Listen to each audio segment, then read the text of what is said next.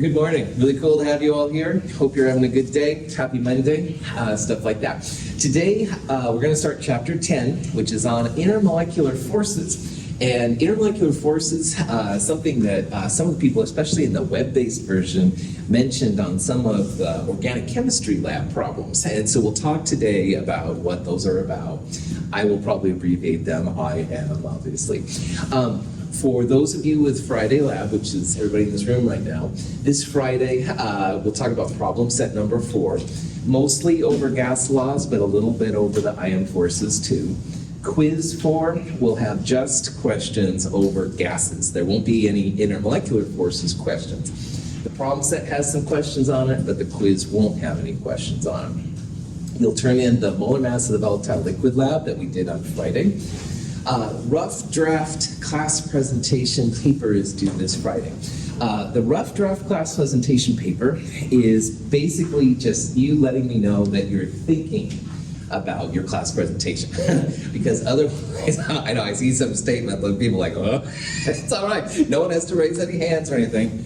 But anyway, not trying to feel anything in particular, but anyway, seriously, I just want you to start thinking about the class presentation paper because it's easy to kind of put it off.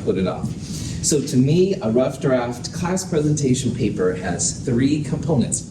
Number 1, at least 2 typed pages on your paper. More is great, but at least give me a little bit, all right? Number 2, I want you to have 1 peer-reviewed science article in there, all right? And in the class presentation frequently asked questions document, there's a little section through the Mount Hood Library. It's very easy to do that.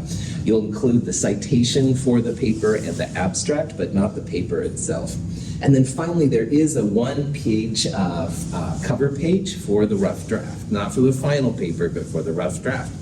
And I want you to have that there because I want you to see the dates of the actual class presentation, what's happening, stuff like that. Any questions on that? Space? All of this for you is Friday at 1 o'clock. Did that answer your? Double space. The paper. Ideally, it would be 1.5 space. Double space people, 1.5-ish and stuff like that. Most of that stuff you can find in the frequently asked. Yeah. Just want to double check. Yeah. Which space. No, that's great. That's fantastic. I'm happy to answer it. So. Other questions?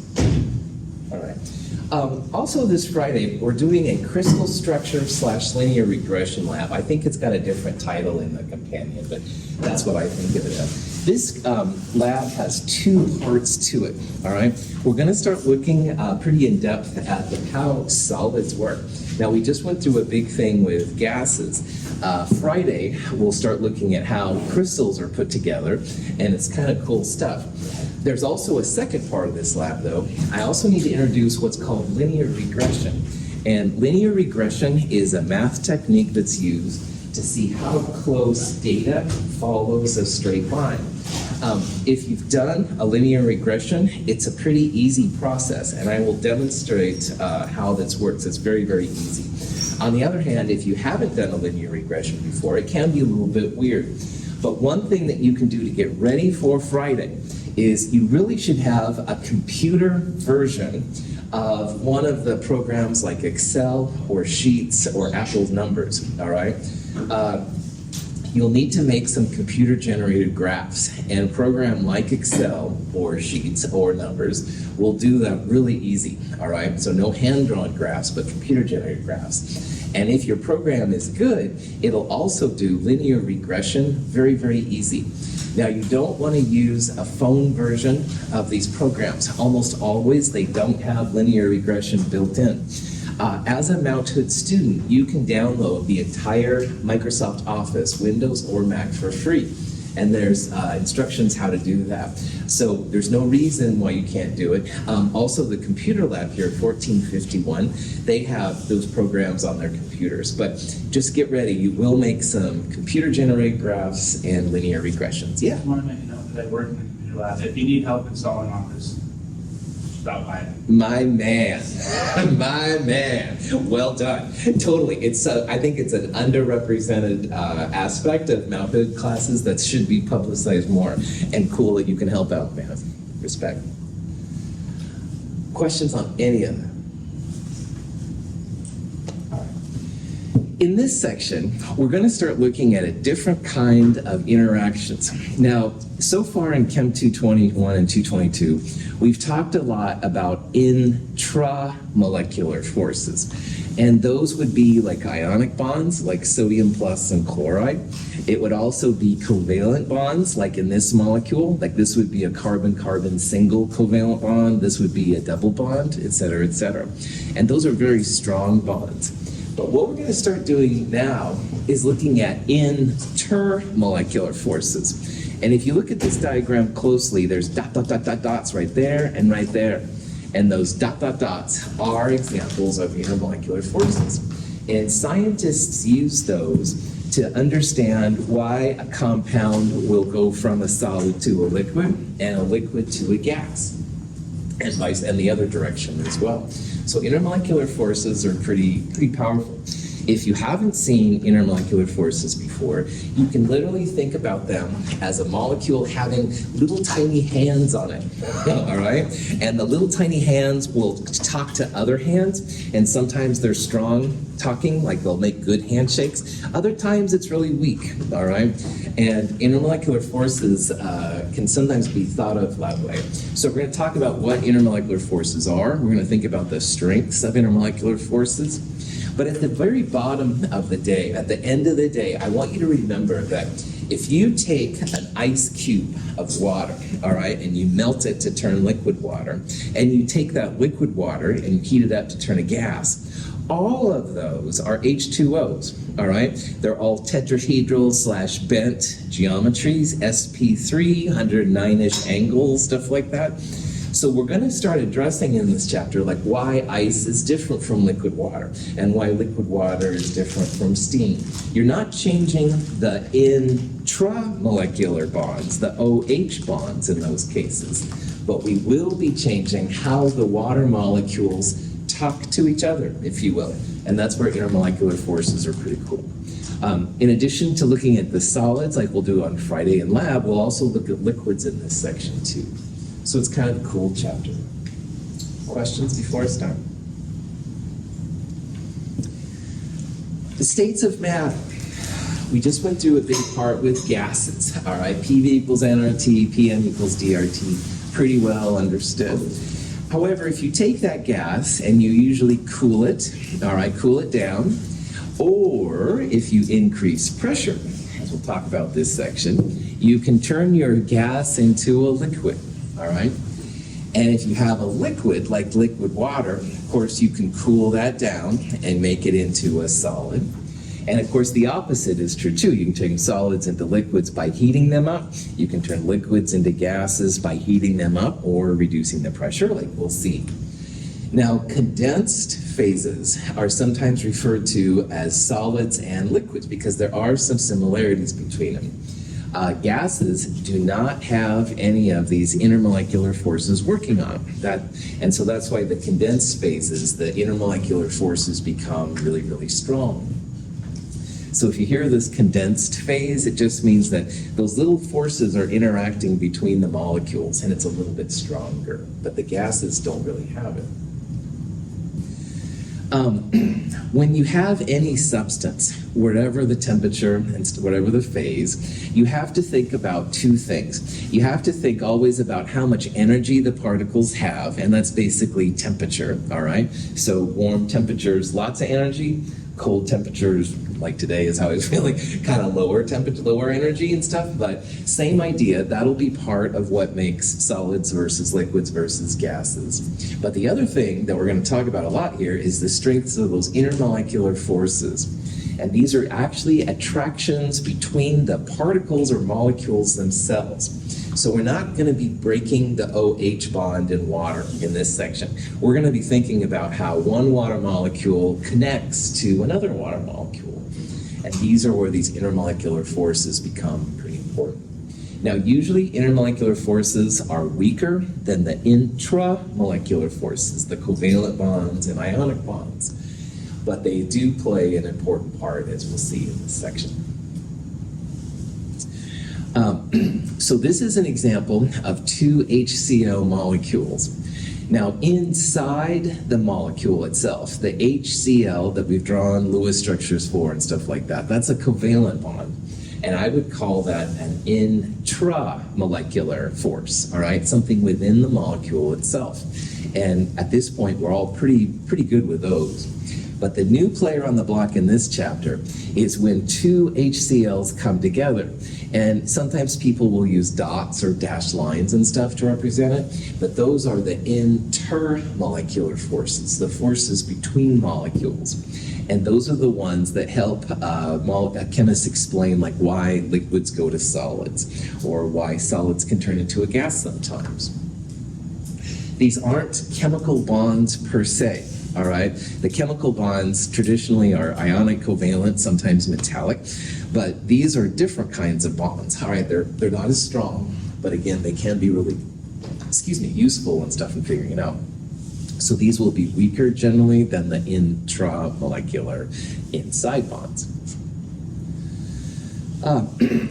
Here's an example of how we go from solids, liquids, and gases, and generally how the intermolecular forces are compared to the kinetic energy of systems. Well, generally speaking, the gases, all right, we talked about how there's no interaction between the gas molecules. That means they have no, very low, if no, intermolecular forces. There's nothing connecting them. All right, and that's not perfect, but it's a pretty good assumption most of the time. On the other hand, liquids and solids have pretty high intermolecular forces. Solids usually have the highest intermolecular force, so these are the hardest to break, and that's why usually when you're turning a solid, it goes solid to liquid and then liquid to gas. Or if you're going from a liquid, it'll go that way. So you can see here how solids usually have the highest intermolecular forces, and generally they don't have a lot of kinetic energy because they're so locked in place. The intermolecular forces kind of compensate. On the other hand, gases and stuff, which we'll assume, by the way, have no intermolecular forces, even though it's not totally right, we assume that they have no intermolecular forces holding on to each other. Okay. So these intermolecular forces are pretty important. Not only does it help us talk about phases of molecules, like how you go from liquids to gas or liquids to solids, but it does help us understand variations in boiling and melting points, vapor pressure, something we'll talk about, and that's really important. It'll also help us talk about things like viscosity, like how fast or slow something will pour. In your companion is a flow chart in this handout. It's called the Ion Forces Guide. And if this is a new topic to you, I do recommend checking it out. And if you go through this flow chart, it'll help you find out which intermolecular force you have. We'll talk about the Intermolecular Force Guide more later, but just letting you know that that might be a helpful handout in this particular section. And it's in the companion and it's online. And if you can't find it, let me know. So let's talk about it. All right. The first intermolecular force we're going to talk about is called the ion-dipole force. Now, let's just look at ion-dipole for a second. Right? Ion is something with a charge, something that's positive or negative. And a dipole is a fancy name for something that's polar. Right?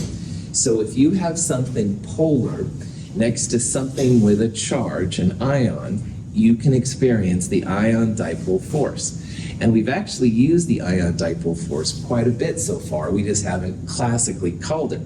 Water's really good at dissolving ionic compounds. Not everything, but a lot of them. So like sodium chloride, for example. And the way that it does it, water has a very strong dipole. It's very polar, all right? And that polarity can interact with the ions. Now, if you look at the little positive and negatives, and this would be like sodium and chloride, notice how the red part, which is oxygen, is facing the positive ion. And over here, you can see how the white hydrogen is supposed to be facing the negative ion, all right? That's because water, again, has a pretty strong dipole. It's very, very polar. It's not quite ionic, but it is very strong polarity. Well, the side with the electrons, with the oxygen right there, that's going to be your negative part of the dipole. And we use partial negatives back in chapter 7 a little bit to talk about this. On the other hand, the side away from the electrons, i.e. the side by the hydrogens, is slightly positive. So the positive ions will attract to the negative part, negative ions. On the other hand, the the negative dipoles will be attracted to the positive ions. It's all about opposites attracting in chemistry, arguably.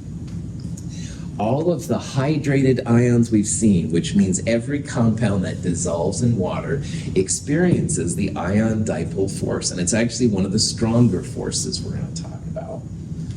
So if I asked you what intermolecular force allows potassium nitrate to dissolve in water, potassium, positive, nitrite, negative, water, dipole, ion dipole intermolecular force. Gas phase sodium ion enters water. It becomes surrounded by water molecules, or hydrated. The ion-water connection results from ion dipole forces, indicated by a dotted line. It is difficult to determine the number of water molecules around a hydrated ion, but 6 is a good estimate for most cations. So you can see in this case, this was a gas phase sodium, and there's reasons energetically why that was done. But anyway, they put it in the water essentially, and automatically the waters kind of configured themselves so that the negative dipole, the side with the oxygen, which is where the lone pairs are, they all were then gravitating around this big positive ion, all right? This is, again, the ion dipole force. Now, they use 6 as an example because that would be a quasi-octahedral configuration, all right? It's hard to say exactly what's happening. There are some people say there's more likely 8. I'm going to let the theorists figure those kind of things out. However, there's quite a bit of energy given off, all right? And so that's why this is pretty powerful. So the next time you're making pasta, you put sodium chloride table salt in water and it dissolves. Thank you, ion dipole force. I love pasta. Prophet back on. Questions? Yes. Dipole is when there's just a lone pair, I'm guessing? Cool. Dipole means polar. Okay. So Clifford, in this chapter, every time you see dipole, think polar. Okay? That's honestly all you have to do. So yeah. Okay. Cool. It's more than just electrons, but it just means you've got something polar. Good. Great question. Okay. I joined inorganic chemistry because of the colors of the compounds that were with the metals. And transition metals have the most, in my biased opinion, beautiful colors. So here's an example. Iron's kind of boring, slightly yellow, but cobalt, nickel, copper, chromium, vanadium, oh my gosh, don't even get me started. But anyway, I am a chemist because of the ion dipole force. Woohoo! So it's kind of important. Metals, same thing. They're surrounded by water, just like the sodium was, all right? And it's usually very easy to make them dissolve. There are, of course, exceptions. But yeah, so the colors are kind of cool. So every time you see the color, and most paints, by the way, are based on metal colors. Anyway, then, woohoo, thanks, ion dipole force. So more than just pasta. Hydrogen chloride molecules are polar. When HCl molecules in the gas phase are cooled, the kinetic energy of the molecules can no longer overcome the dipole-dipole forces between them. The opposite ends of the molecules attract each other and coalesce to form a liquid.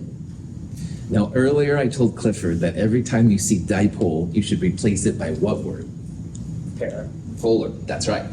So polar, this is like a polar force, okay?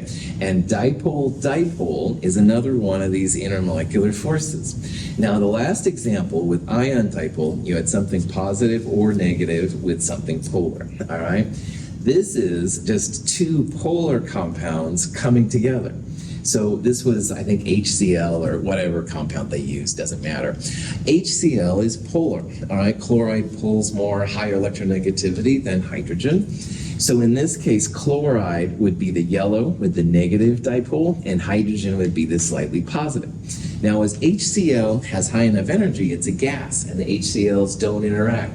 But you start to cool things down, and now the molecules don't have the same amount of energy. So an intermolecular force is formed between the positive dipole of the first molecule and the negative dipole of the second molecule. So if this would be like the hydrogen right there, and the yellow one there would be the chlorine. Now this shows just one. In reality, this is a complex three-dimensional network.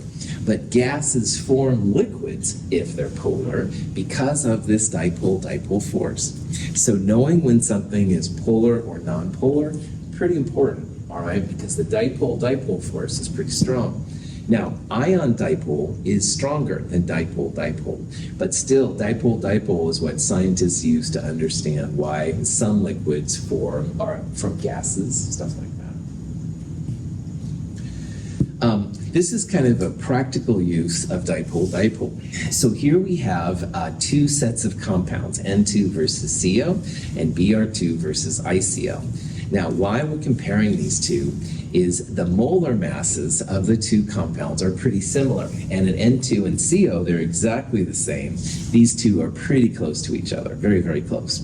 Now, N2 has a boiling point of minus 196, which is really, really cold. CO is minus 192, and you might be thinking, whoopee-doo, and I understand that. However, why would the molecules have different boiling points? Boiling points, as we're going to see, is basically a function of how much mass there is, so throwing it in the air, all right, as I mentioned to some of you a week or so ago. But the other part is the polarity. Now, is N2 a polar molecule or a nonpolar molecule? Nonpolar. N2 is nonpolar, and we're going to see it doesn't stick together in the same way that something polar like CO does, all right? Oxygen has a higher electronegativity than carbon. This 4 degrees difference, this is 4 degrees higher, may not seem like a lot, but it is important to us because it shows that CO as a polar compound has a higher boiling point. It takes a little bit more energy to turn solid or liquid, whatever phase CO's in, into a gas, all right, 4 degrees. You can see it a lot easier here with a higher molar mass. Now, bromine and ICL are about the same, this 2 grams per mole difference. But look at the considerable change in boiling point. It's like 40 degrees higher. And that's absolutely from dipole interactions. So because ICL, a polar molecule, has dipole-dipole, it has a higher boiling point. It sticks together more than Br2 does. We're going to see there's a different force that works on Br2 and N2, and it's not as strong. So dipole-dipole is what scientists use to explain these discrepancies in boiling points. Because if it was just molar mass, you'd think they'd be the same, and these would be about the same. But wow, as you can tell, there are some subtle differences. So when I said earlier about little hands, all right, you can think about the polar molecules as having stronger little hand attractions to the other molecules. Bromine and nitrogen don't have very strong, they kind of, sound effects not necessary, but these two do have like stronger hands holding them on, and that's why there's differences in the boiling point. It takes more energy to make CO polar boil, break those little hands as well as the molar mass, than it does N2. So here's a question you might see. It says the strongest intermolecular force in acetone, all right? Now acetone, which we used in lab last week, 2 methyl groups with a carbonyl in the middle. Polar or non-polar? Polar, absolutely. Acetone is polar, all right? That carbonyl almost, by the way, inevitably makes it polar, as you'll see later. But anyway, this is a polar molecule. So of all these different choices, and we've only looked at the first 2, by the way, so you can ignore C, D, and E, although it's kind of foreshadowing for future. But anyway, in terms of the first 2, there's no ions, there's no positives or negatives in there. And better yet, it's a polar molecule. So that means it has a dipole, like I told Clifford earlier. We would say that the strongest intermolecular force here is dipole-dipole, all right? You literally just look at the polarity. There's no positives and negatives, so it's not the ions, nothing to do with that. We'll talk about these other ones here in a little bit. They don't apply, but you don't need to worry about it. But what you should do is every time you see something polar, all right, dipole-dipole.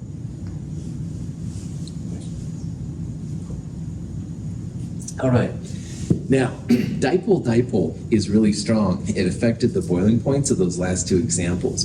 But you can have what I call supercharged dipole in certain situations. If you have some atom X and it's connected to a hydrogen, be on the lookout when X is N, O, or F.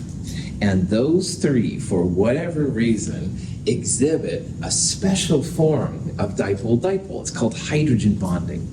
And it's a lot stronger than normal dipole. Now, normal dipole is pretty strong, but this is like supercharged, all right? So I admit, I watched the Fast X trailer for the new Fast and the Furious movie, and it looks a little corny, but I really do like those movies. Anyway, they've got these just badass cars, right? But they've got that nitrous, so it's like supercharged. This would be like having a nitrous in your tank. That's a really dumb example, and I apologize for being so juvenile and transparent. However, it's not an advertisement for Fast X either, but anyway, no, it's not.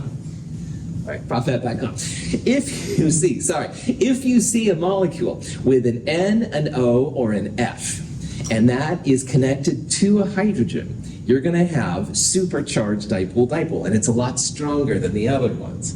So hydrogen bonding, supercharged dipole. Hydrogen connected to nitrogen, hydrogen connected to oxygen, and hydrogen connected to fluorine. You're going to have this. And it makes all your boiling points and melting points and stuff a lot higher when this happens. Now, if your hydrogen is connected to chlorine or carbon, no effect. It's just normal dipole if it's polar. But wow, if it's connected to N, O, or F, some pretty cool things happen.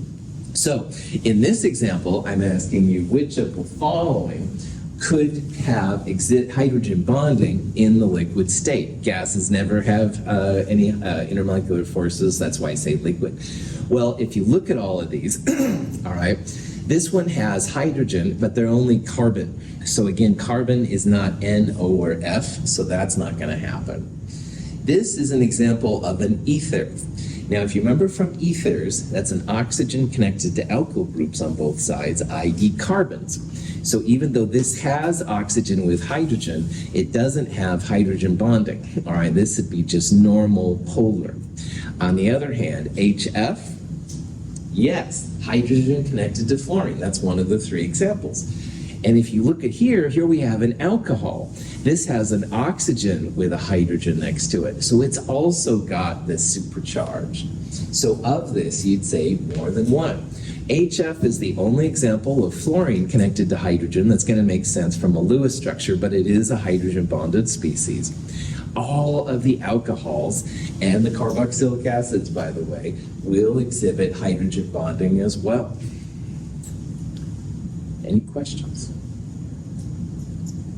Ice is held together as a solid by hydrogen bonds. When ice melts to liquid water, the regular, relatively open structure of ice collapses. Liquid water can be more efficiently packed and denser than ice. Almost all compounds, if you put the solid phase into the liquid phase, the solid phase goes to the bottom. So let's say we had some molten iron, and we put a solid piece of iron in there, and it was big enough so that it didn't melt automatically, okay? The solid iron would actually go to the bottom. Solids usually have more dense phases than the liquid forms, and the more dense goes to the bottom, and the lighter dense goes to the top. However, if we took Kaylin's water right there, and I'm just picking on you since I see the water, if we took our water and put an ice cube in, is it gonna sink to the bottom? No, it's not. It's gonna float, all right? So if you put an ice cube in water, it floats, which is what we're used to. Believe it or not, water is one of, I think, only like 3 substances known where the liquid phase is more dense than the solid phase. And it all has to do with these crazy intermolecular forces. So apparently the intermolecular forces are pretty strong in liquid water, and as they form a solid, then there's kind of this gap. Normally, density is kind of a linear trend, like it just kind of goes down with temperature in some way. But water actually has a gap. So the next time you see an ice cube floating in water, it's actually very rare as a phenomenon. Most compounds, you would do this, it would sink to the bottom. But the ice cubes will actually float on the top. So, cheers. Just say no. A plot of the boiling points of the group 6A hydrogen compounds shows a trend. Based on this trend, we would expect the boiling point of water to be here. In reality, H2O's boiling point is much higher. This is a consequence of water's stronger hydrogen bonds.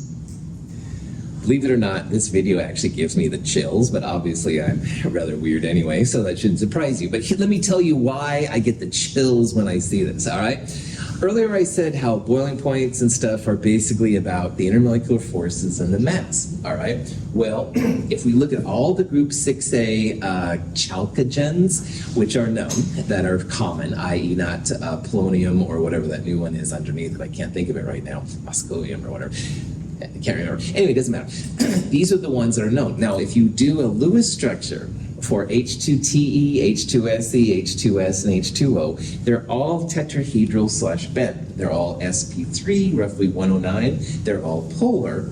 And normally for polar things, you'd expect them to have dipole-dipole.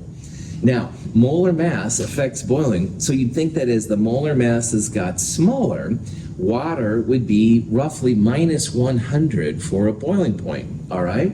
So again, these are all dipole-dipole, which is really strong. But wow, hydrogen bonds mess with our predictions big time, because water has that almost magical OH. If you see NH, FH, or in this case OH, there's a lot stronger interactions. Those hands hold on to each other a lot more. So water boils at a temperature which is a lot higher than even dihydrogen telluride, all right? It's a lot stronger because of these hydrogen bonds. So again, you can see there's like a pattern. You'd expect water to be down here somewhere, and in reality, water boils way up there. That's because hydrogen bonding is a lot stronger than just normal dipole-dipole interactions, which the other ones have. Here are examples of other compounds in the same kind of pattern. Now this top one right here shows the group 6A chalcogens, H2TE, H2S, and again, water is definitely like way up there. But it's other ones, because I said how it's not only oxygen, but it's also fluorine and nitrogen. So here's HI, HBr, HCl, and again, kind of a curve. You'd think it would be down here. HF quite a bit higher, all right? Here's the same thing, but with the group 5A, the pnictogens, SB, AS, phosphorus, this is phosphine, so you'd think ammonia, NH3 would be down here. Sure enough, it's way up there too because of hydrogen bond. However, when you go to group 4, now carbon is not part of those magic 3. Carbon-hydrogen bonds do not exhibit hydrogen bonding. So SNH4, GE, silicon, silane is this compound. The next carbon compound would be methane, CH4, and you can see it's way down there. Now these are all nonpolar, so I'm not quite playing fair with this picture, I won't lie. These up here are all polar, so they're going to have normally dipole-dipole, which is higher. However, you can see the trend works pretty well for these compounds. Lower molar masses will have lower boiling points. That's what I'm trying to get across. Any questions? Hydrogen bonds are just something stupid the chemists made up. No, it's important for you in life. DNA is composed of 2 sugar phosphate chains that are oriented in opposite directions. This orientation permits complementary base pairs to be connected by hydrogen bonds. Hydrogen bonds are responsible for the helical shape of the molecule. So, wow, our DNA, all right, pretty important to life and everything we do, actually is connected through hydrogen bonds. The 2 base pairs and stuff that wind around each other are basically hydrogen bonded, connected. They actually got some pictures of hydrogen bonds. I couldn't believe this in 2013. These little, and it doesn't look that impressive right here, but these little kind of streams of light are actually hydrogen bonds. And it's just amazing the kind of things that are coming out and stuff with technology. But anyway, hydrogen bonds, pretty important, all right? Not just for water boiling at a higher temperature, which is important unto itself. Lots of things that it can be done. You'll probably talk about hydrogen bonds in biology, I would guess, and stuff more. So. All right. Now, in addition to getting all excited about hydrogen bonds, you have to think about other kinds of bonds too, all right? And these other bonds are generally not as strong. But this one to me is always really important. Now, I make jokes in the lab about putting your waste in the waste bottles to keep the fish happy, fish friendly, blah, blah, blah. Well, how do the fish breathe in the water? And this is something that we can start thinking about and pondering. Now, here's the dilemma. Oxygen is what they need through the gills and all that stuff that I don't understand. Oxygen is nonpolar. So how the heck do you get something nonpolar in something as highly polar as water? All right? Because generally, if they don't have the same polarity, they don't interact as well. Well, dipoles in things like water that are really strong are able to force a partial dipole in something that doesn't have a dipole normally. Now remember how we said dipole is polar, all right? So we're putting a temporary dipole, making something temporarily polar on something that's normally nonpolar. So Clifford and the rest of you, dipole means polar. Induced dipole means something that's nonpolar, all right? And the way that they rationalize these kind of behaviors is you're making a temporary dipole, a little bit of polarity, on something which is normally nonpolar. But again, the bottom, the punchline here is that, well, dipole means polar, induced dipole means nonpolar.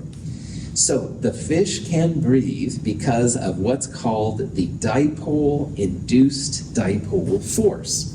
And we'll show a little video right here about it. On average, the electron cloud of an O2 molecule is distributed symmetrically across the molecule. The molecule is not polar. A water molecule, which is polar, repels the electron cloud, causing it to be asymmetrically distributed and thereby induces a dipole in the O2. This shift allows O2 to be weakly attracted to the water molecule. Water has such a strong dipole that it does it relatively easy. So it essentially pushes electron density away from this negative dipole on oxygen. So in the little blue, there was like more blue on the left and less blue on the right. That's trying to show there's less electron density on the right and more on the left. A dipole is temporarily created, which they call an induced dipole. If you were to take the water away, then you'd go back to good old nonpolar oxygen. So a dipole-induced dipole, and yes, I will abbreviate this D-ID a lot. Dipole-induced dipole means you have something polar with something nonpolar. And when they come together, all right, you have to force the nonpolar part to have a temporary dipole. It's an induced dipole on something that doesn't normally have it. And again, the fish can breathe because of the dipole-induced dipole force. Because the oxygen can get into the water, the fish go up to the water with the oxygen, they can use it. Cool. Questions? This is actually pretty important in medicine as well. A lot of times in medical clinics, they'll have an alcohol solution, or they'll call it an iodine solution, where they'll dab to purify things. They usually will, what they do is they put iodine, it's often methanol or ethanol. This is an example with ethanol. Now ethanol is the drinking alcohol, but ethanol has other purposes besides Friday night frantics, shall we say. So this is an example of a practical application. You can put it inside. Now iodine is nonpolar. Anytime you have two atoms, they pull equal but opposite from each other. So the alcohol, ethanol here, the oxygen on the alcohol is able to induce a dipole on the iodine, all right? The alcohols do this pretty well. Water is kind of the king of doing it, but the alcohols do it pretty well. So you can see here, this would be representative of a non-polar I2, like the electrons are evenly distributed all over. But after the alcohol comes in contact with it, the electrons are forced away, if you will, from the alcohol. So you have a partial positive and a partial negative. That's what that solution is that they dab on then for purification, blah, blah, blah.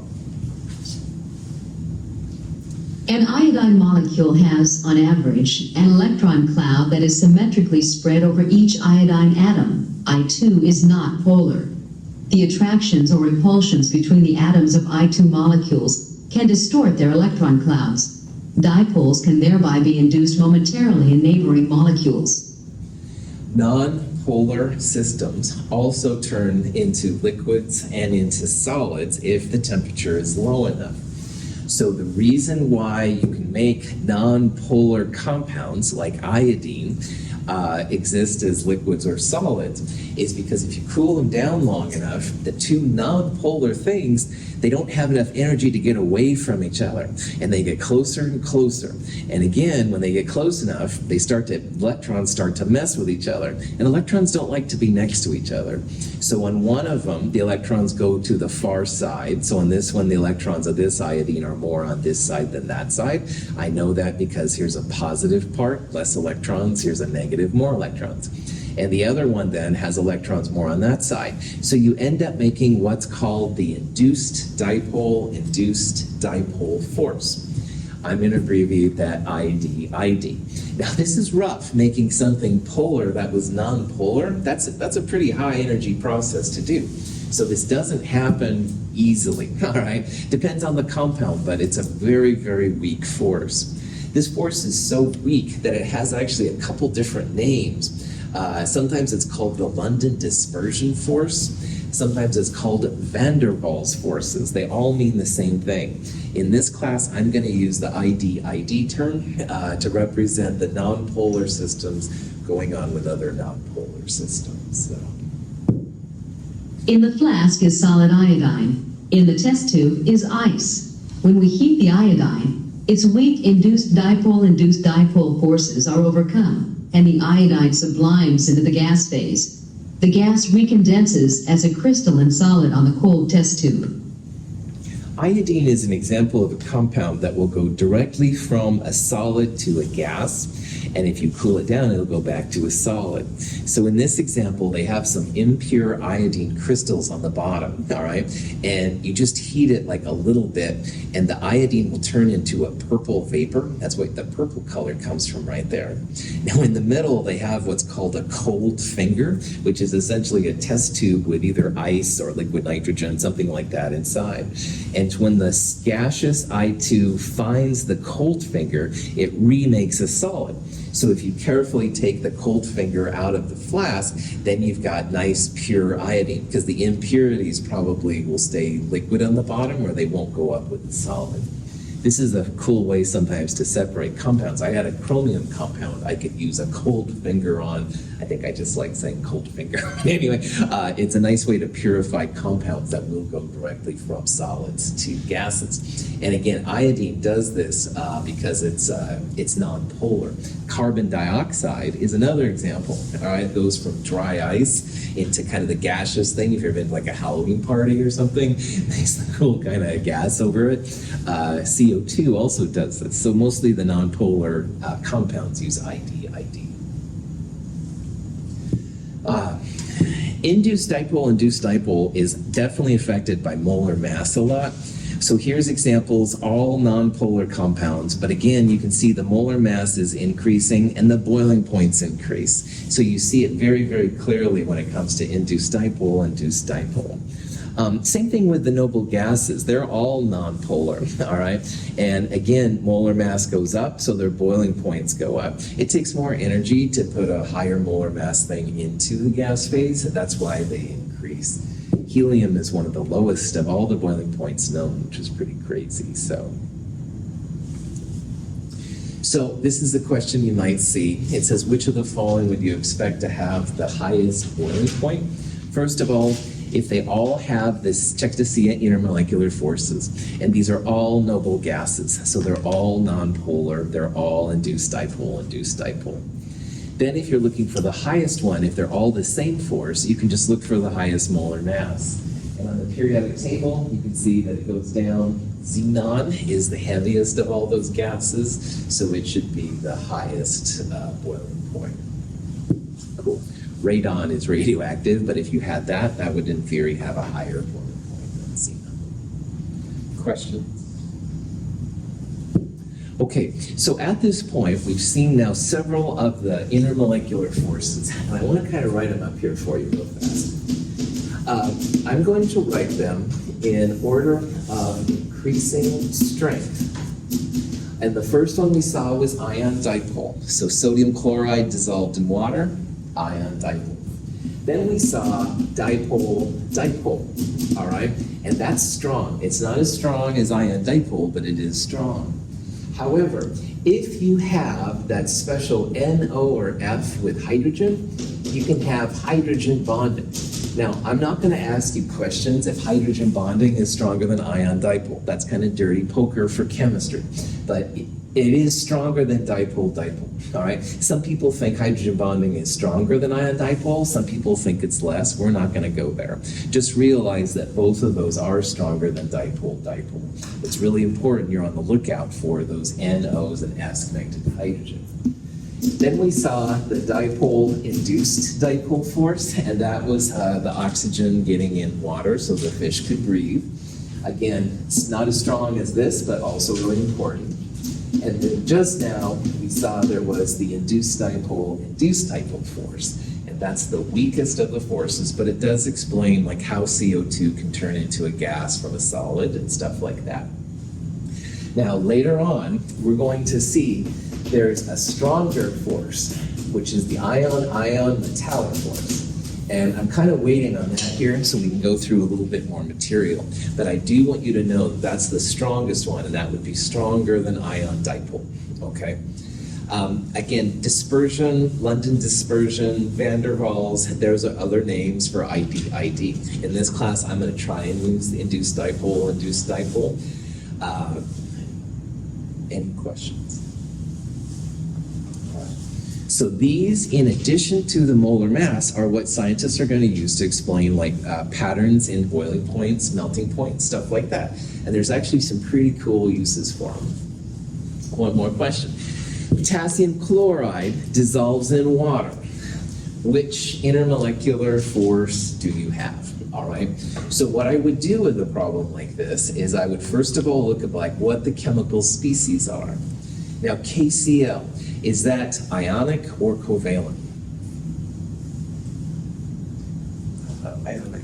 Ionic. Anything with a metal and a non-metal, even better, is going to be ionic. All right. So that would be a really cool thing to make sure you know.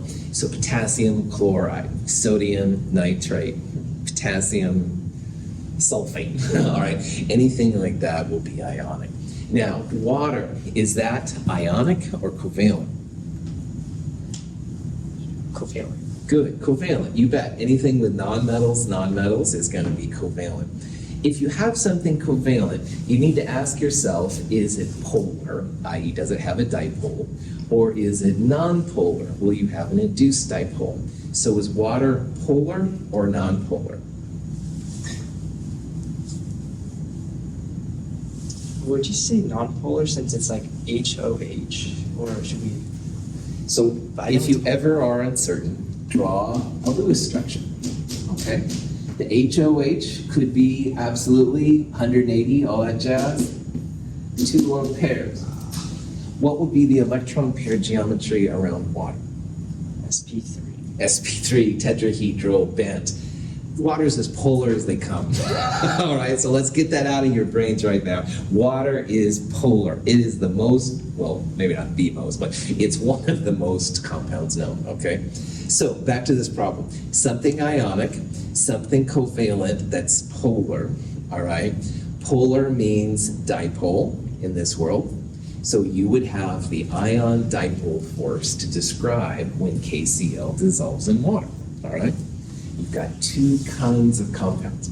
So let's review this question because this is important. First of all, you've got to know if something is polar or non-polar, and you can absolutely draw a Lewis structure, so that's not a problem, all right? The other thing that's really important is that you know when something is ionic or covalent, all right? So if something has a cation and an anion, a positive and a negative, it's going to be ionic. But on the other hand, if you have something like caffeine or ethanol, if you feel like drinking, no, just say no. If you have those kind of compounds, those would be covalent, things with nonmetals inside them. So, questions on any of that? Cool. This leads us to, we're going to start talking about liquids a little bit.